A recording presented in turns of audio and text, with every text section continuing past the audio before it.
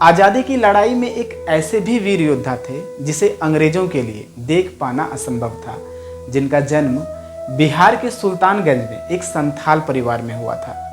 अगर आज़ादी के प्रथम स्वतंत्रता सेनानी की बात करें तो मंगल पांडे का नाम आता है, लेकिन भारत भूमि की इस पावन माटी से अंग्रेजों को खदेड़ देने का काम इससे कई साल पहले यह वीर योद्धा कर चुका था।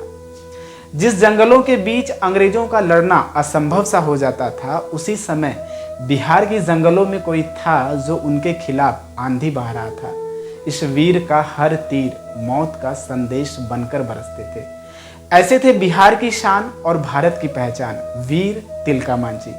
आज अगर शान से फहरते इस ध्वज के नीचे तिलका मांझी की अमरता का गान ना हो तो शायद आज़ादी का यह तराना अधूरा है।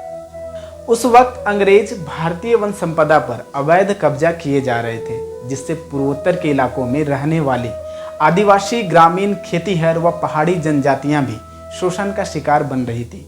यह देख तिलका मांझी की भुजाएं फड़क उठी। उसने उस जंगलों की शपथ ली जिसने आज तक उसे जीवन दिया था, और सिर पर कफन बांधकर हाथों में धनुष बांध लिए युद्ध की ओर निकल पड़े। जंगल की गोद में खेले बड़े होने के कारण चप्पे चप्पे से वाकिफ थे और अंग्रेजों को निशाना बनाना शुरू कर दिया। ऐसा कई साल चला और अंग्रेजों को बहुत बड़ी हानि उठानी पड़ी। अंग्रेजों के लिए तिलका मांझी सिर दर्द बनते जा रहे थे और एक अफसर क्लीवलैंड को उसे जिंदा या मुर्दा पकड़ने का आदेश दिया। इधर तिलका अपनी जल, जंगल और जमीन छुड़ाने के लिए अंग्रेजों के छक्के छुड़ाते रहे। अंग्रेज अफसरों के साथ लगातार संघर्ष करते करते मुंगेर, भागलपुर, संथाल परगना के पर्वतीय इलाकों में छिप छिप कर लड़ाई लड़ते रहे और भागलपुर की ओर बढ़ गए। यहाँ भी अंग्रेजों से उनका भयंकर युद्ध हुआ और कुछ देर में ही अंग्रेजों की ओर से आक्रमण होना बंद हो गया। इस पर तिलका एक ताड़ के पेड़ पर चढ़कर देखने लगे कि अंग्रेज सैनिक कहाँ हैं। इतने में क्लीवलैंड ने उन्हें देख लिया।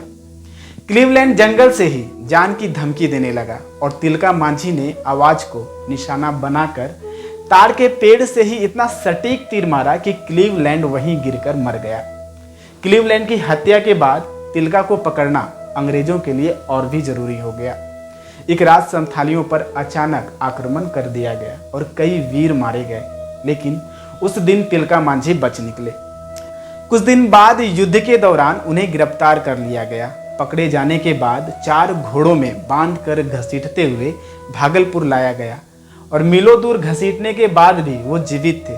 फिर भागलपुर में एक विशाल वट वृक्ष पर सरेआम फांसी दे दी।